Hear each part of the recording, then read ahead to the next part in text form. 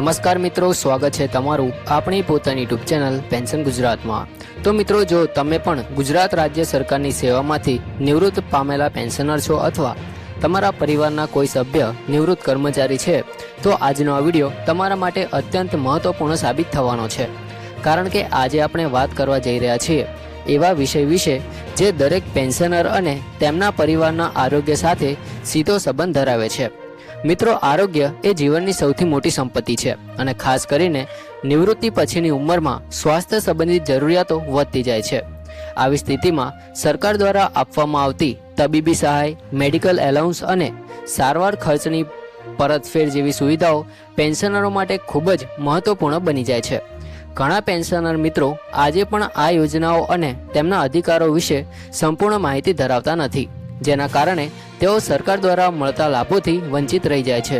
તેથી આજના આ વિડીયોમાં આપણે ગુજરાત રાજ્યના પેન્શનરોને મળતા મેડિકલ એલાઉન્સ, તબીબી સહાય, ગંભીર બીમારીઓ માટે મળતી સહાય, હોસ્પિટલ ખર્ચની પરતફેર, સાંભળવાના મશીન માટેની સહાય, જરૂરી દસ્તાવેજો અને તાજેતરના ડીઆર વધારા વિશે ખૂબ જ સરળ ભાષામાં અને વિગતવાર સમજવાના છીએ।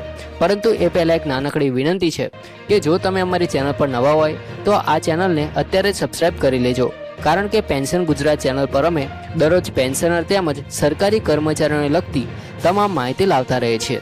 તો મિત્રો, સૌથી પહેલાં આપણે વાત કરીએ ફિક્સ મેડિકલ એલાઉન્સ વિશે। તો ગુજરાત રાજ્ય સરકાર દ્વારા નિવૃત્તિ પેન્શનરોને દર મહિને ફિક્સ મેડિકલ એલાઉન્સ આપવામાં આવે છે।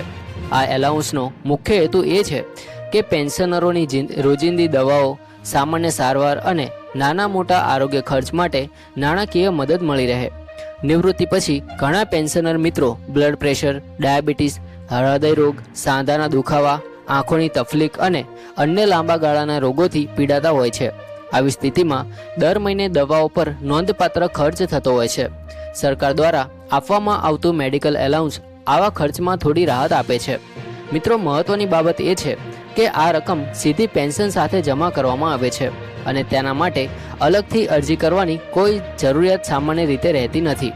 આથી પેન્શનરોને નિયમિત નાણાકીય સહાય મળતી રહે છે। મિત્રો, આપણે એક સામાન્ય ઉદાહરણ લઈએ કે માની લો કે કોઈ નિવૃત્ત શિક્ષક દર મહિને બ્લડ પ્રેશર અને ડાયાબિટીસની દવાઓ લે છે। તેમની દવાઓનો માસિક ખર્ચ 1000 થી 2000 રૂપિયા પહોંચી શકે છે। આવી સ્થિતિમાં સરકાર દ્વારા મળતું મેડિકલ એલાઉન્સ તેમના માટે મદદરૂપ બને છે। કદાચ આખો ખર્ચ આવરી ન લે, પરંતુ નિયમિત સહાય તરીકે તે ખૂબ જ મહત્વ ધરાવે છે। નિવૃત્તિ પછી આવકનો મુખ્ય સ્ત્રોત પેન્શન જ હોય છે, તેથી આ પ્રકારની સહાય વડીલ નાગરિકોને આર્થિક રીતે વધુ સુરક્ષિત બનાવે છે।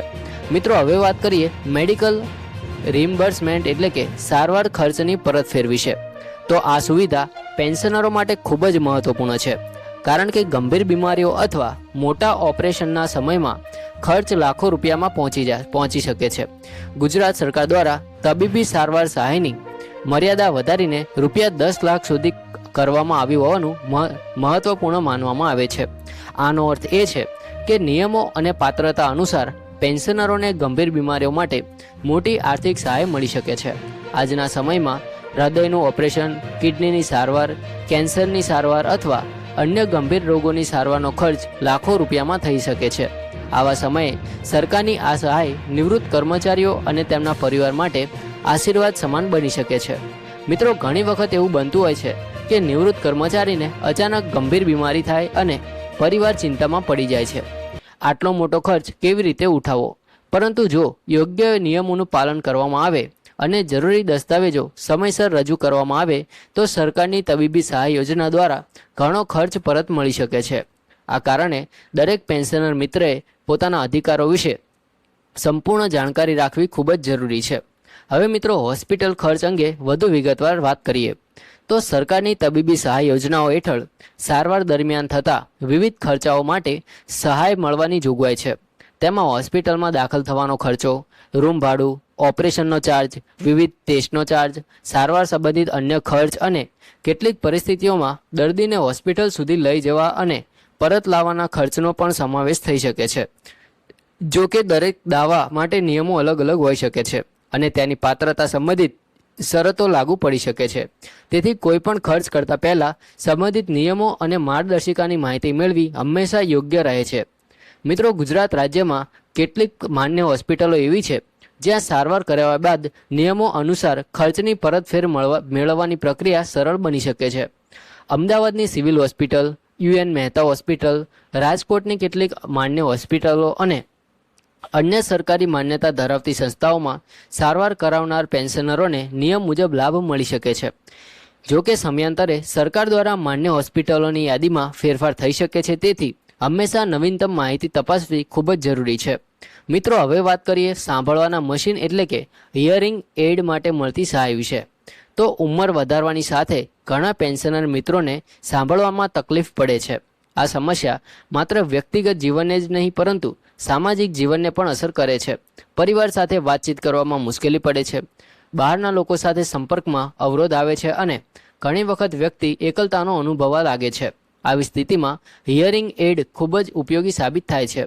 સરકાર દ્વારા નિયમો અનુસાર એક કાન માટે અને બંને કાન માટે અલગ અલગ મર્યાદા સુધી સહાય આપવામાં આવતી હોય છે. આ સહાયનો લાભ લઈને પેન્શનર મિત્રો વધુ સારું જીવન જીવી શકે છે અને રોજિંદા જીવનમાં ફરીથી આત્મવિશ્વાસ મેળવી શકે છે. મિત્રો, હવે સૌથી મહત્વપૂર્ણ બાબત એટલે કે જરૂરી દસ્તાવેજો વિશે વાત કરી લઈએ. તો ઘણી વખત લોકો સારવાર તો કરાવે છે પરંતુ યોગ્ય દસ્તાવેજો ન હોવાને કારણે ખર્ચની પરતફેર મેળવવામાં મુશ્કેલી અનુભવે છે. તેથી દરેક પેન્શનરે હંમેશા પોતાના તમામ મેડિકલ દસ્તાવેજો સાચવીને રાખવા જોઈએ. ડૉક્ટરોનું પ્રમાણપત્ર, હોસ્પિટલના મૂળ bill, test report, discharge summary, દવાઓના બિલ, સારવાર સંબંધિત અન્ય દસ્તાવેજો અને પેન્શન પેમેન્ટ ઓર્ડર એટલે કે પીપીઓની વિગતો ખૂબ જ મહત્વપૂર્ણ હોય છે.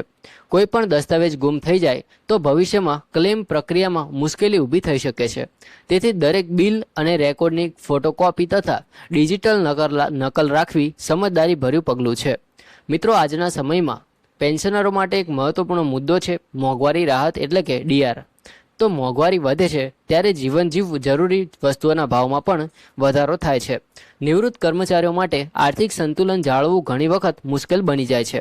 તેથી સરકાર સમયાંતરે ડીઆરમાં વધારો કરીને પેન્શનરોને રાહત આપવાનો પ્રયાસ કરે છે. ડીઆરમાં થયેલો વધારો સીધો પેન્શનરોની રકમને અસર કરે છે અને પેન્શનરોને વધારાની આવક પ્રાપ્ત કરે છે. મિત્રો, ઘણા પેન્શનરોને પ્રશ્ન થાય છે કે મેડિકલ એલાઉન્સ, ડીઆર અને અન્ય લાભો મળીને તેમની માસિક પેન્શન પર કેવી અસર કરે છે. તેનો જવાબ એ છે કે પેન્શનની મૂળ રકમ, ડીઆરનો દર, મેડિકલ એલાઉન્સ અને અન્ય લાગુ પડતા પરિબળો મળીને અંતિમ ચૂકવણી નક્કી કરે છે. જો બાકી પેન્શનરના કોમ્પ્યુટેશનની કપાત ચાલુ હોય તો તે મુજબ રકમ કપાઈ શકે છે અને ત્યારબાદની રકમ તેમના ખાતામાં જમા થાય છે. તો મિત્રો, આશા રાખું છું કે આજનો આ મહત્વપૂર્ણ વિડીયો તમને જરૂરથી ઉપયોગી લાગ્યો હશે. તો ઉપયોગી લાગ્યો હોય તો ચેનલને સબસ્ક્રાઈબ કરી લેજો અને વિડીયોને લાઇક કરી શેર કરી દેજો. જય હિન્દ, વંદે માતરમ.